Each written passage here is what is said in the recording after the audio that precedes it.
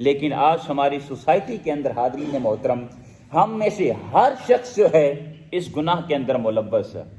ہم جب دو دوست آپس میں بیٹھیں گے تو ہم تیسرے کی غیبت کرنا شروع کر دیتے ہیں، یا اسی طرح دو ملازم ایک جگہ پر بیٹھیں گے تو وہ اپنے افسر کی غیبت کرنا شروع کر دیتے ہیں۔ دو خواتین اگر بیٹھیں گی تو وہ کسی اور کی غیبت کرنا، اس کی برائیوں کو اچھالنا شروع کر دیتی ہیں۔ تو اللہ رب العزت نے ارشاد فرمائے کہ جو شخص کسی دوسرے انسان کی غیبت کرتا ہے یہ اتنا بڑا گناہ ہے اور ناپسندیدہ عمل ہے، وہ ایسے ہی ہے جیسے وہ اپنے مردہ بھائی کا گوشت کھا رہا ہو۔ تو کوئی انسان یہ تصور بھی نہیں کر سکتا کہ وہ کسی انسان اور بالخصوص اپنے بھائی کا جو مردہ ہو چکا ہے اس کا گوشت کھائے۔ آگے چل کر میں ان چیزوں کو آپ کی گوش گزار کروں گا۔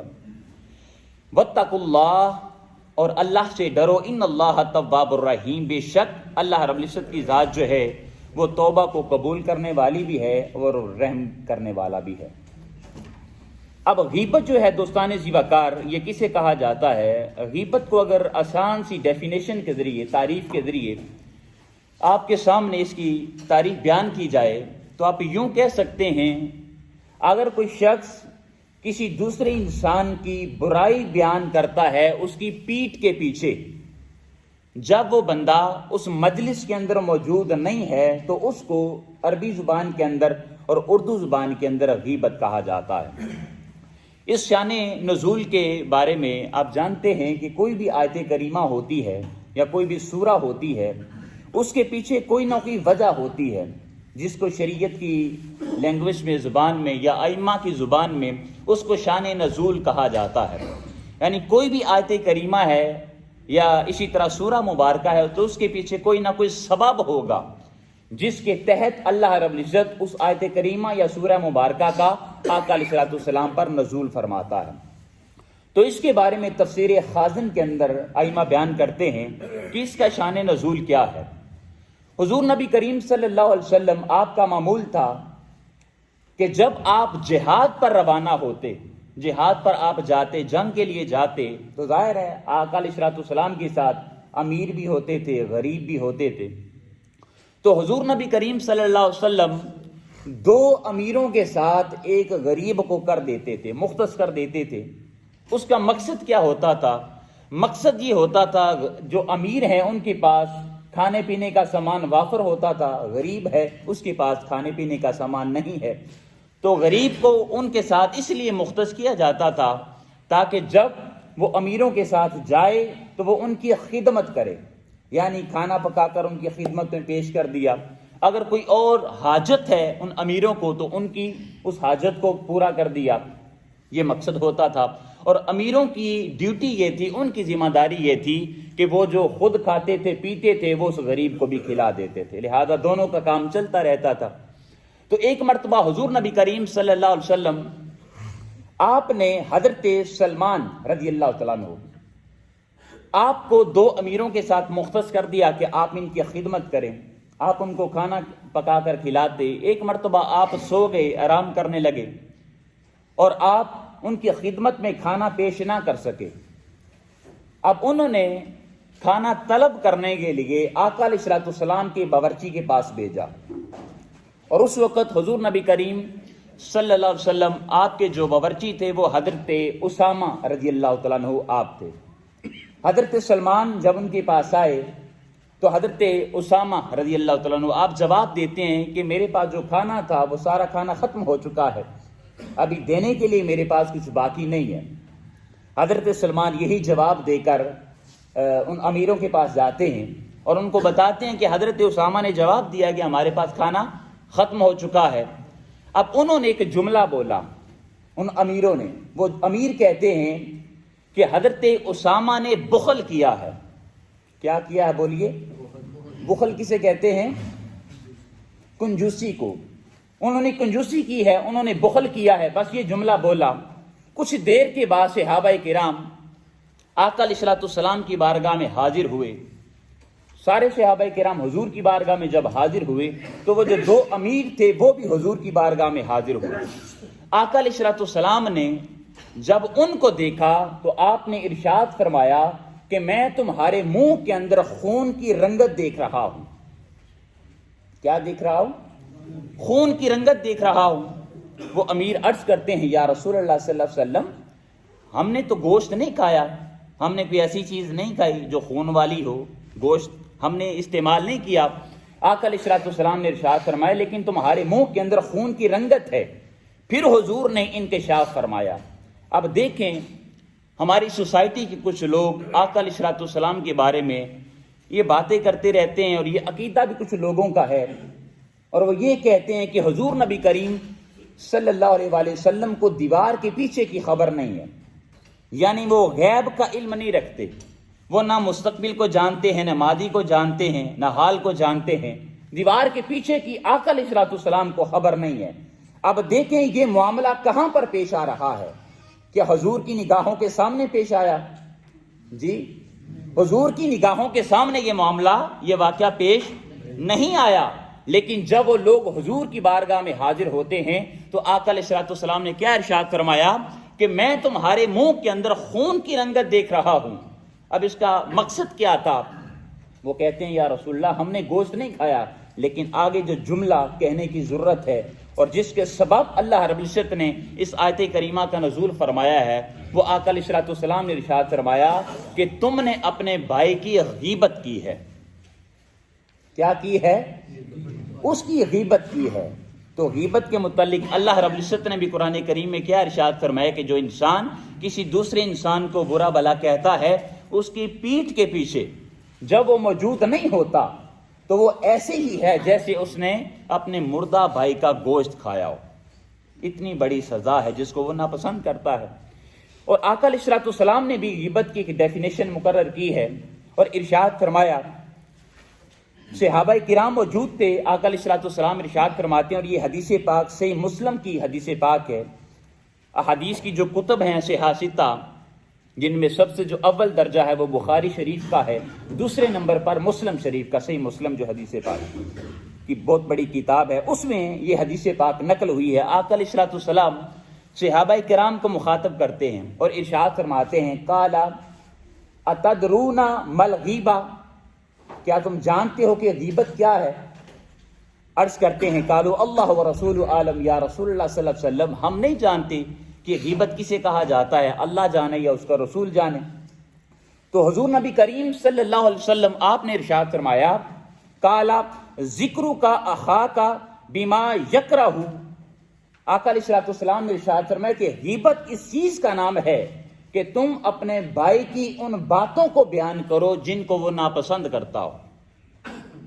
ہم بھی سوسائٹی کے اندر اپنے لوگوں کی، اپنے دوستوں کی، احباب کی، ان کی برائیاں بیان کرتے رہتے ہیں، ان کی پیٹھ پیچھے جب ان کو پتہ چلتا ہے تو وہ اذیت کے اندر مبتلا ہوتے ہیں، تکلیف میں مبتلا ہوتے ہیں، اس کو وہ ناپسند کرتے ہیں۔ اسی چیز کو غیبت کہا جاتا ہے۔ اب صحابہ کرام آقا علیہ الصلوۃ والسلام سے آگے ایک سوال کرتے ہیں، عرض کرتے ہیں، قیلا افرأیت ان کان فی اخی ما اقول، یا رسول اللہ صلی اللہ علیہ وسلم اگر وہ برائی جس کا ہم تذکرہ کر رہے تھے وہ اس انسان کے اندر موجود ہو تو پھر کیا حکم ہے؟ پھر تو غیبت نہیں ہوگی۔ تو آقا علیہ الصلوۃ والسلام نے ارشاد فرمایا، ان کان فیہ ما تقول فقد اغتبتہ، ہاں اگر وہ برائی اس انسان کے اندر موجود ہو تو تب ہی تو وہ غیبت ہے، تب ہی تو وہ کیا ہے؟ وہ غیبت ہے۔ اور آگے ارشاد فرمایا، وَإِن لَمْ يَكُنْ فِيهِ فَقَدْ بَهَتَّهُ، اور اگر وہ برائی جس کا تم تذکرہ کر رہے تھے اس کے پیٹھ پیچھے اگر وہ برائی اس کے اندر موجود ہی نہیں ہے تو پھر وہ غیبت نہیں ہے بلکہ وہ بہتان ہے۔ اور آپ جانتے ہیں کہ بہتان جو ہے اس کی سزا بھی رب کائنات نے قرآن کریم کے اندر نقل فرمائی ہے۔ لہذا دوستان ذی وقار اس برائی سے ہمیں اپنی ذات کو چھٹکارا حاصل کرنے کی ضرورت ہے۔ پھر آگے سنیے، اس حدیث پاک کو حضرت ابو ذر رضی اللہ تعالیٰ عنہ آپ روایت کرنے والے ہیں، ان نبی صلی اللہ علیہ وسلم، اور اس حدیث مبارکہ کو سنیے گا اور یقین مانیے ہمارے رونگٹے کھڑے ہو جانے چاہیے۔ آقا علیہ الصلوۃ والسلام نے غیبت کے متعلق اتنا سخت قول جو ہے وہ یہاں پر بیان کیا ہے۔ ارشاد فرمایا، ان نبی صلی اللہ علیہ وسلم فی وصیت لہ لابی ذر، حضرت ابو ذر رضی اللہ تعالیٰ عنہ آپ کو آقا علیہ الصلوۃ والسلام وصیت فرما رہے تھے، اور ارشاد فرما رہے تھے یا ابا ذر ایاک والغیبۃ، اے ابو ذر غیبت سے ہمیشہ بچتے رہنا، کسی انسان کی برائی نہ کرنا۔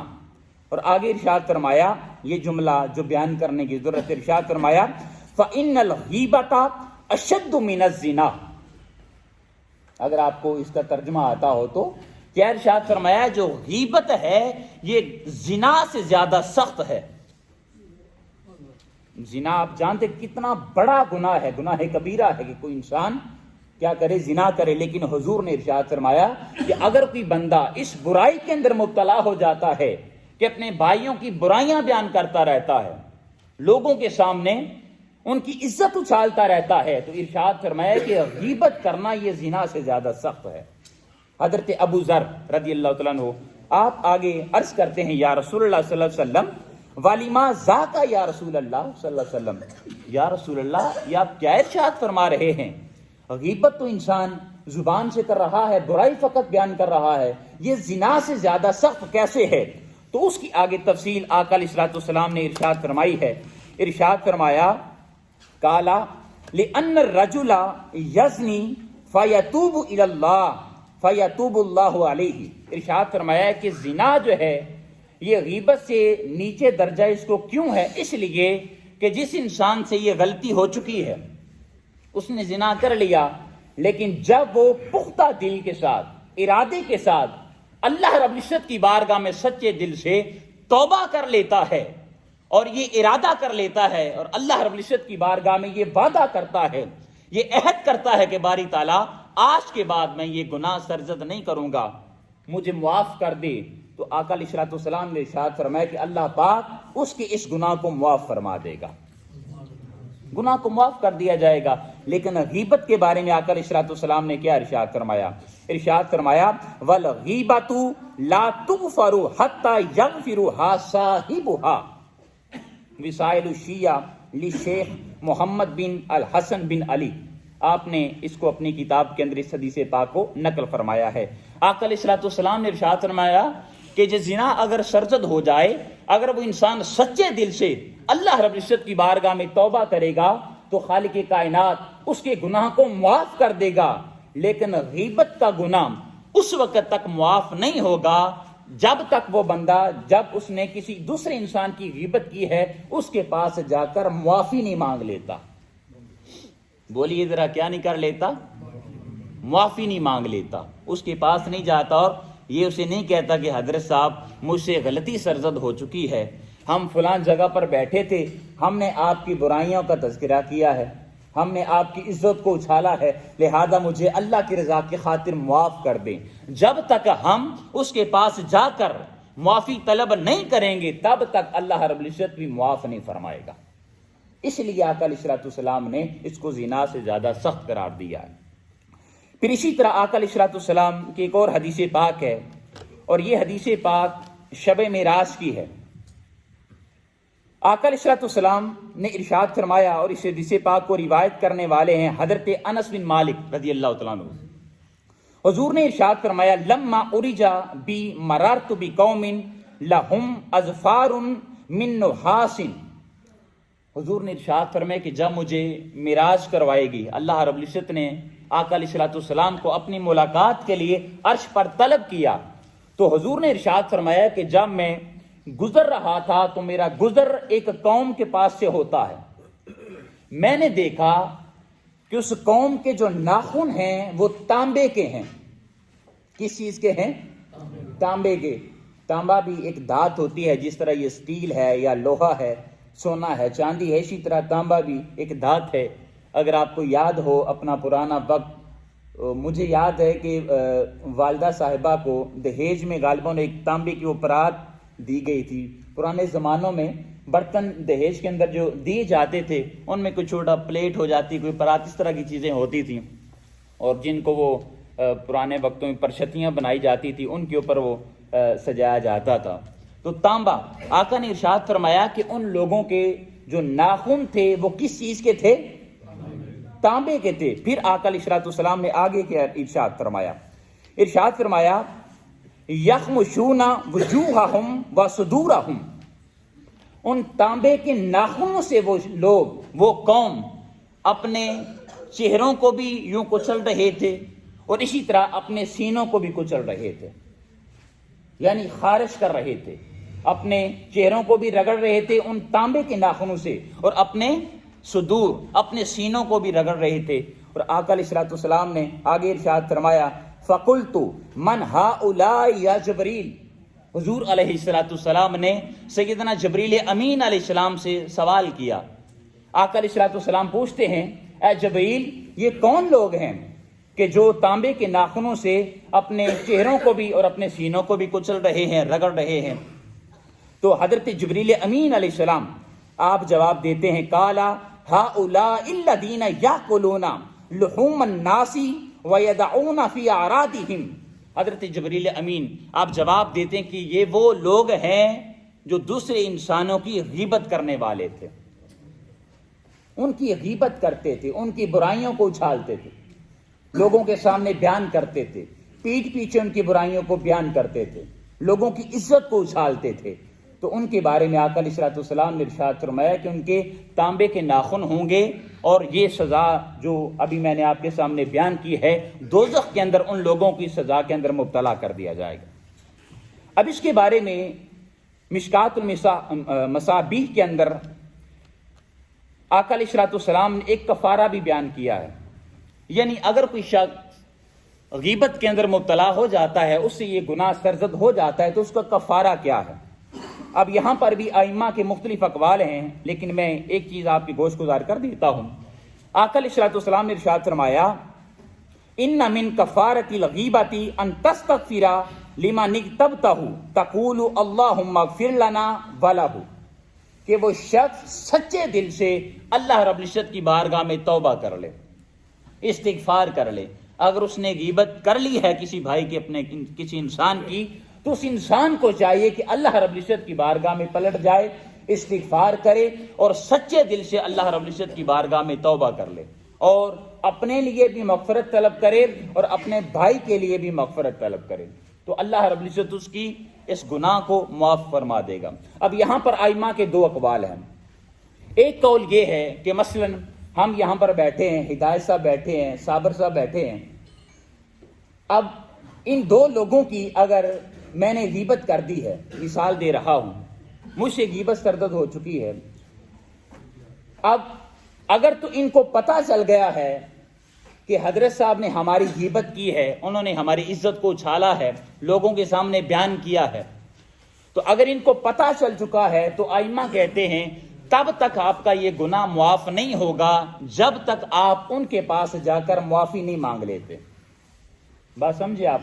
ان کو اگر پتہ چل چکا ہے کہ انہوں نے ہماری غیبت کی ہے تو تب تک یہ گناہ معاف نہیں ہوگا جب تک ہم ان کے پاس جا کر اس گناہ کی معافی نہ مانگ لیں۔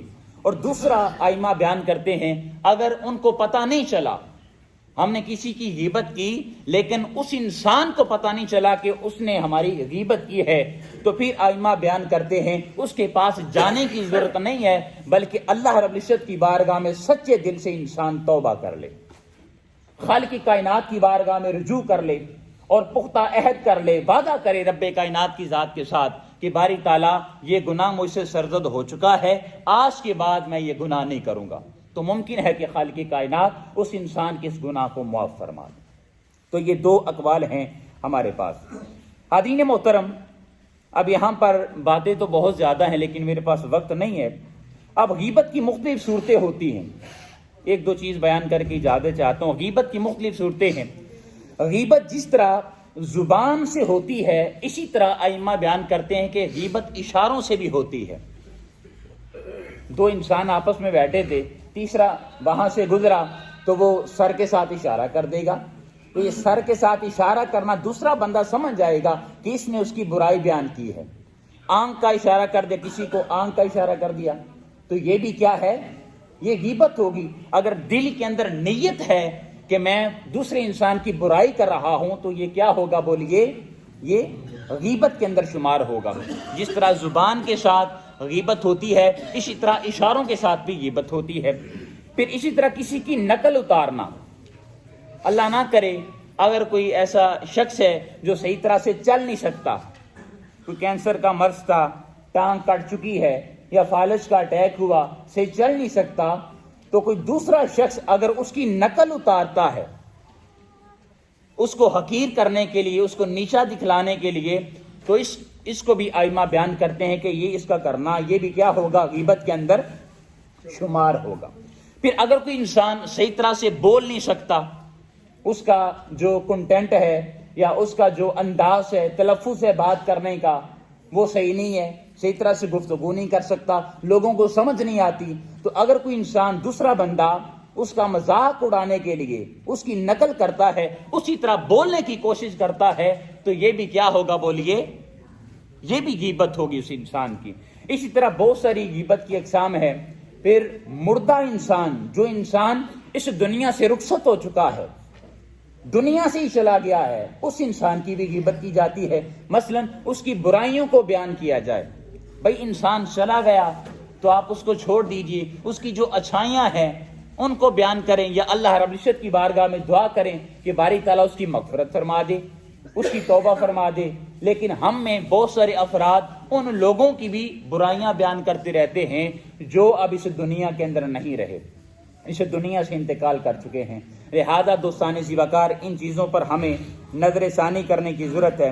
لیکن ائمہ بیان کرتے ہیں کہ کچھ چیزیں ایسی ہیں اور کچھ مقامات ایسے ہیں جہاں پر انسان کسی دوسرے بندے کی برائی کو بیان کر سکتا ہے، یا دوسرے لفظوں میں آپ یوں کہہ لیں کہ اس کی غیبت کر سکتا ہے، اس کی برائیوں کو بیان کر سکتا ہے۔ کہاں پر، اس کے بارے میں ائمہ بیان کرتے ہیں۔ پہلی بات، عدالت میں گواہی دینے کے لیے۔ مثلا کسی انسان نے کوئی گناہ کیا، اب عدالت کسی کو گواہ کے طور پر بلاتی ہے، جج کہتا ہے کہ بتائیے اس انسان نے یہ گناہ کیا ہے یا نہیں کیا، تو وہاں پر آپ اس کی برائی کو بیان کریں گے، وہاں پر چھپائیں گے، بولیے ذرا، چھپائیں گے نہیں، بلکہ اس کی برائی کو بیان کیا جائے گا۔ اگر بیان نہیں کریں گے تو انصاف نہیں ہو سکے گا۔ لہذا اگر جج کے سامنے آپ کسی دوسرے انسان کی برائی کو آشکار کرتے ہیں، بیان کر دیتے ہیں، تو وہاں پر وہ غیبت نہیں ہوگی۔ اسی طرح ظلم کے خلاف، اگر کوئی ظالم شخص ہے اور آپ کسی ایسے انسان کے سامنے اس کی برائیوں کو بیان کر رہے ہیں، اس کے ظلم کو بیان کر رہے ہیں، جس کے سامنے آپ سمجھتے ہیں اگر میں نے اس کے سامنے برائیوں کو بیان کیا تو یہ ان کا ازالہ کر سکتا ہے، اس ظالم کو کنٹرول کر سکتا ہے، تو وہاں پر بھی اس کی برائیوں کو بیان کرنا ائمہ کہتے ہیں جائز ہے۔ پھر بہت ساری چیزیں ہیں یہاں پر۔ لڑکا لڑکی شادی کرنے سے پہلے اگر دونوں کو ایک مقام پر بٹھا دیا جائے خاندان کے درمیان، یہ بھی ہماری سوسائٹی کا المیہ ہے۔ آج کل تو کافی ایجوکیشن کی وجہ سے تبدیلی آ چکی ہے، پہلے والا ماحول نہیں رہا۔ پہلے ماحول تھا کہ دادا نے جو رشتہ کر دیا سو اسی کو ایکسیپٹ کیا جاتا، والد نے کہہ دیا کہ میں نے بس وہاں پر ہی کرنا ہے تو وہاں پر ہی، ماں نے کہہ دیا میں نے وہاں پر ہی کرنا ہے تو وہاں پر ہی شادی کی جاتی تھی۔ لیکن آج کل زمانہ تبدیل ہو چکا ہے، خدا را اب شادی کرنے سے پہلے، اب یہ غیبت کے اندر اس چیز کو میں اس لیے بیان کر رہا ہوں کہ ان کو آپس میں بٹھائیے۔ حضور شیخ الاسلام ڈاکٹر محمد طاہر القادری مدد اللہ علیہ، آپ کا بھی یہی پیغام ہے اور آپ بھی یہی کہتے ہیں، آپ فرماتے ہیں کہ ان دونوں کو آپس میں بٹھائیے، ادھر لڑکی کا خاندان بیٹھ جائے، ادھر لڑکے کا خاندان بیٹھ جائے، اور لڑکی ان کو ایک دوسرے کے سامنے بٹھائیں، ایک دوسرے کو دیکھ بھی لیں، اور اگر کوئی بات چیت کرنی ہے تھوڑی بہت تو وہ بھی خاندان کے سامنے کر سکیں، تاکہ شادی کے بعد ان کے اندر جو عیب ہیں وہ اگر ان کو پتہ چلے گا تو آپ جانتے ہیں کہ پھر نوبت جو ہے وہ طلاق تک پہنچ جاتی ہے۔ لہذا یہاں تک اسلام اجازت دیتا ہے، لیکن ہم تو پھر آج اس سے بھی آگے ایک مرحلہ بڑھ چکے ہیں۔ اگر کسی کی منگنی ہو جائے تو وہ پھر ڈیٹ سسٹم، چونکہ یورپ یہاں کی بات کریں، اب تو پاکستان یا دوسرے ممالک کے اندر بھی یہ برائیاں جنم لے رہی ہیں۔ ڈیٹ سسٹم ہے، لڑکے لڑکی کی فقط ابھی منگنی ہوئی ہے، نکاح نہیں ہوا تو وہ اکیلے کسی دوسری جگہ پر چلے جاتے ہیں گھومنے پھرنے کے لیے۔ تو ان چیزوں سے گریز کرنا چاہیے، لیکن جتنی ہمیں اسلام اجازت دیتا ہے وہاں تک ہمیں